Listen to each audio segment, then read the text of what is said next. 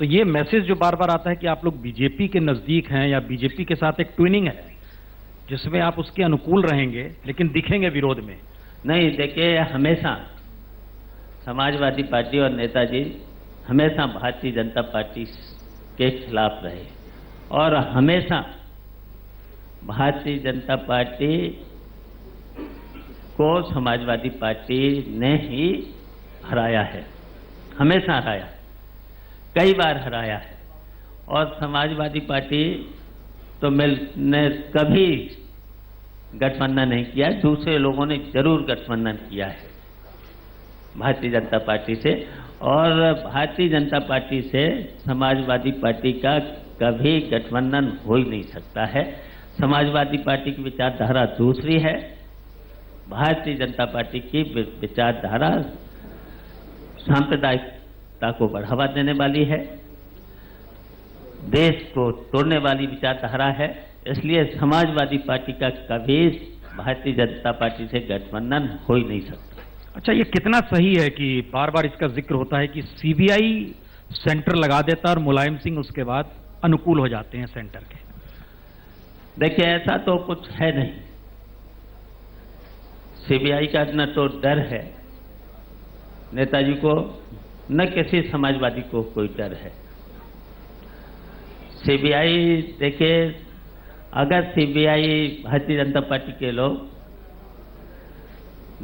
किसी को डराते हैं, धमकाते हैं सीबीआई के डर से, लेकिन समाजवादी पार्टी के लोग सीबीआई से कभी डरने वाले नहीं। मुलायम सिंह ने लोकसभा में इसका जिक्र किया था,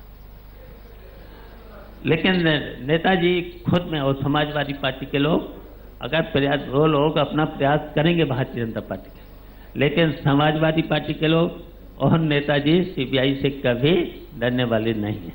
नहीं, लेकिन प्रयास होता है क्या?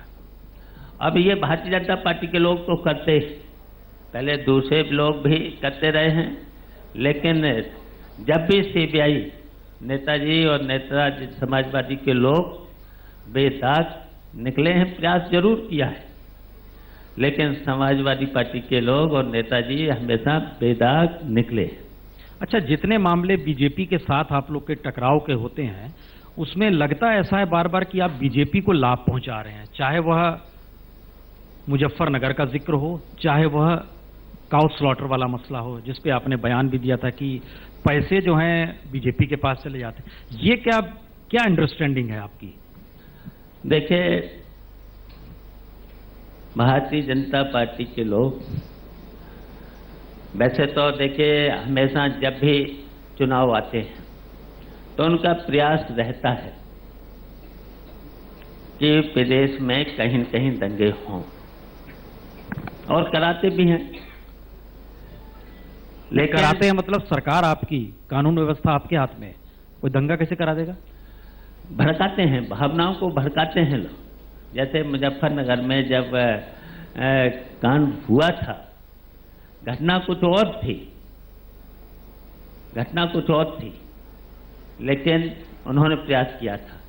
अभी आपने देखा था शामली में फिर प्रयास किया था, शाहजहाँपुर में भी प्रयास किया था। जब सीबीआई जांच निकले तो कुछ और ही निकला उसमें,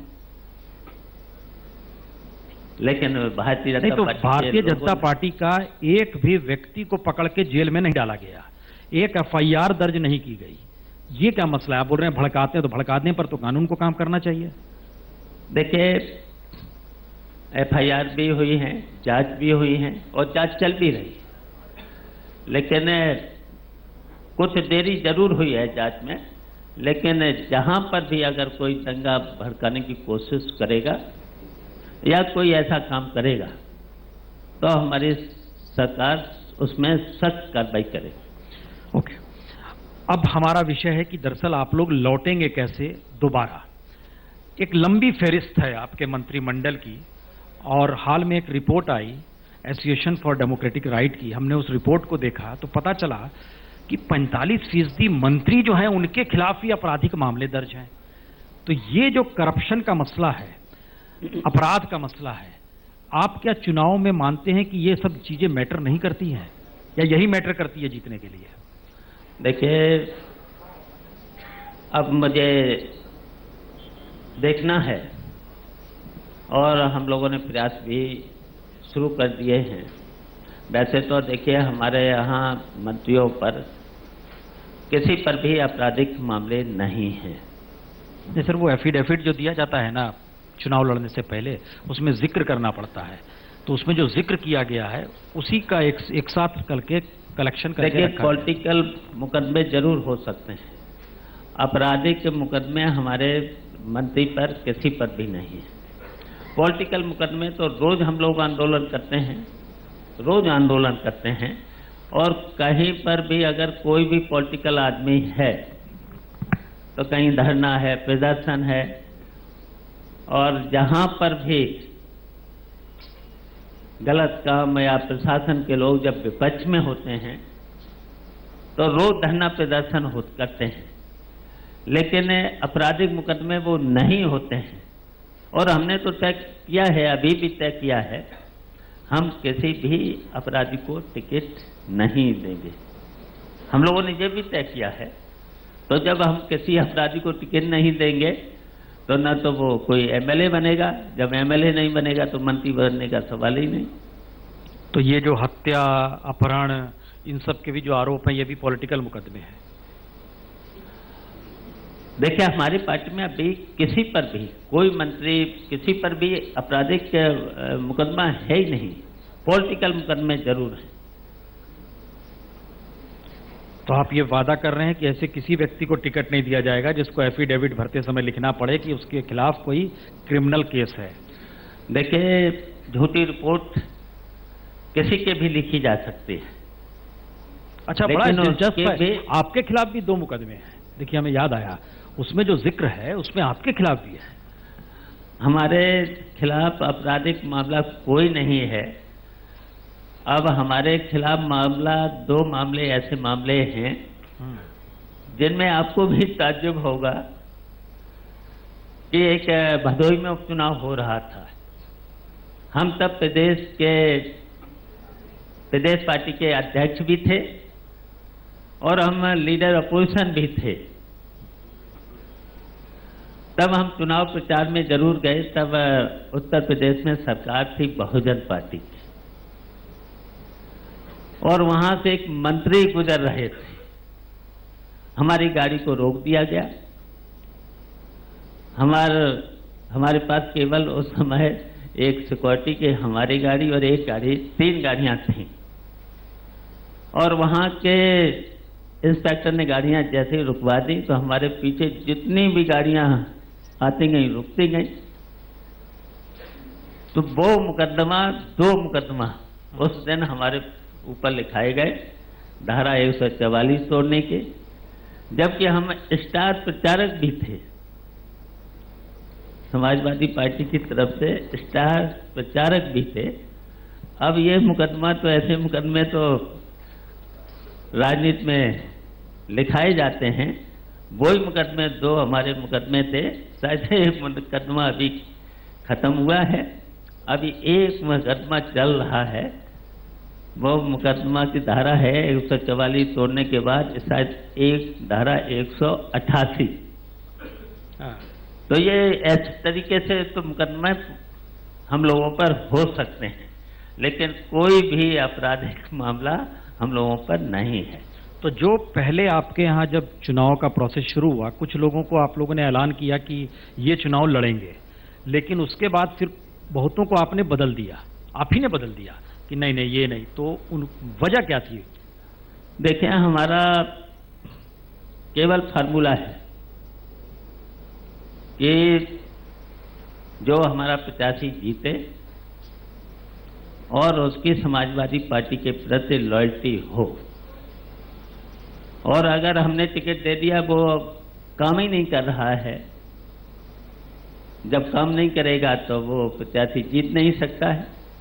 अगर कहीं पर भी कोई भी हमारा जो हमने टिकट दिया है और पूरी तरह से अगर जनता के बीच में काम नहीं करेगा और हमारी पार्टी समझेगी, अगर हमारी पार्टी के लोग अभी भी पर्यवेक्षक बन के गए हैं क्षेत्रों में और हमारे अभी जो सम्मेलन चल रहे हैं पार्टी के, अगर उसमें रिपोर्ट आती है कि हमारा जो घोषित प्रत्याशी है काम नहीं कर रहा है, तो उसको तो हमारे राष्ट्रीय नेतृत्व को और सेंट्रल पार्लियामेंट बोर्ड को अधिकार है उसे बदलने का, तो बदल देंगे। यानी मंत्र एक ही है, कैंडिडेट को जीतना चाहिए, बस जिताऊ और टिकाऊ, जीतने के बाद टिकाऊ भी हो, चाहे वो जेल से ही क्यों ना मैनेज कर रहा हो। नहीं, जेल वाले को हम किसी को टिकट नहीं देंगे। मैंने पहले ही कहा कि अपराधी प्रवृत्ति का जो भी होगा हमारी पार्टी उसको टिकट नहीं दे। शिवपाल जी, आपको माना जाता है पावर ऑफ बैलेंस। एक तरफ आजम खान, हमारे सामने अमर सिंह जी भी बैठे हुए हैं, एक तरफ अमर सिंह। शिवपाल ना हो तो चीजें डगमग हो जाए, ये सही है क्या? देखिए, हमारे संबंध सभी से हैं, अच्छे संबंध हैं। अमर सिंह जी से भी हैं, आजम भाई से भी हैं, और पहले ही मैंने कहा कि हमारी पार्टी में असली लोकतंत्र है, और जो असली लोकतंत्र है तो खुली छूट है उनको बोलने की। तो हमारी पार्टी में असली लोकतंत्र है। ये सब लोग बोलने वाले शेर हैं, बोलते भी हैं, काम भी करते हैं, और सब लोगों का अपना अपना स्थान है और सबकी जरूरत भी है। बहुत तीखा बोलते हैं सबको। लोकतंत्र में सबकी जरूरत भी है। और और ये हमारे सीनियर आदरणीय अमर सिंह जी भी, आजम भाई जी, ये सीनियर लीडर हैं, अनुभवी लोग हैं, तो इन सबकी जरूरत है हमारी पार्टी को। आजम खान तो बोलते बोलते बोल गए कि एक जहाज है जिसमें सुराख हो गया, चूहे भाग रहे हैं बाहर। समाजवादी पार्टी के बारे में बोल गए। देखिए, बड़े लीडर हैं समाजवादी पार्टी के, तो ये सवाल उन्हीं से आप पूछ सकते हैं।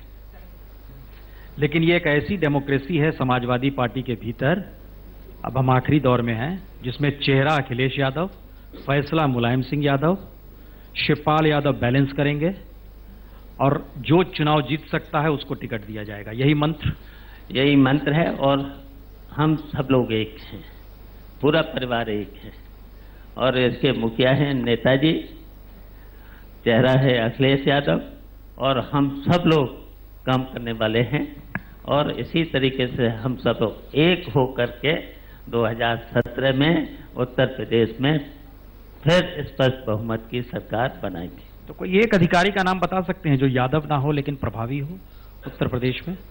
देखिए, सभी यादव हैं। देखिए, अमर सिंह तुरंत बोल पड़े, यही बैलेंस है, चेक एंड बैलेंस। हाँ, परिवार, यादव और अब मुस्लिम, यही कॉम्बिनेशन है जीत का।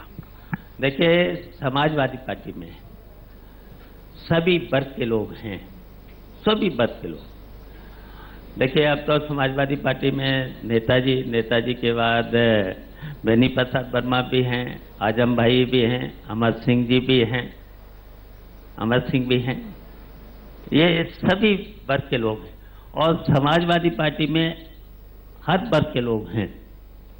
ये लोग तो हैं ही, जैसे यादव के साथ साथ मुस्लिम के साथ साथ ठाकुर भी हैं, ब्राह्मण भी हैं, अति बैकवर्ड के लोग भी हैं। कहिए तो हम नाम गिना दें, इतने हैं, अति बैकवर्ड से लेकर के इतने नाम हैं। यहाँ पर भी बहुत लोग बैठे हैं, हर वर्ग के लोग हैं। देखिए, निगम भी बैठे हैं, श्रीवास्तव भी हैं हमारी पार्टी में। आपने वो तय किया है कैटेगरी, इतने मुसलमानों को टिकट देंगे, इतने यादव को देंगे, इतने दलितों को देंगे, कुछ तय किया है? उस पर सब पर विचार चल रहा है। जो मैंने आपको फार्मूला बताया है, जिताऊ और टिकाऊ, जो समाजवादी पार्टी के प्रति लॉयल्टी और जो जनता के बीच में पॉपुलर हो, जनता की अच्छी सेवा करता हो, तो वो चुनाव जीत सकता है। तो हमारा सीधा फार्मूला है जिताऊ, और जिसके समाजवादी पार्टी के प्रति लॉयल्टी हमेशा रहे। बहुत बहुत शुक्रिया शिवपाल।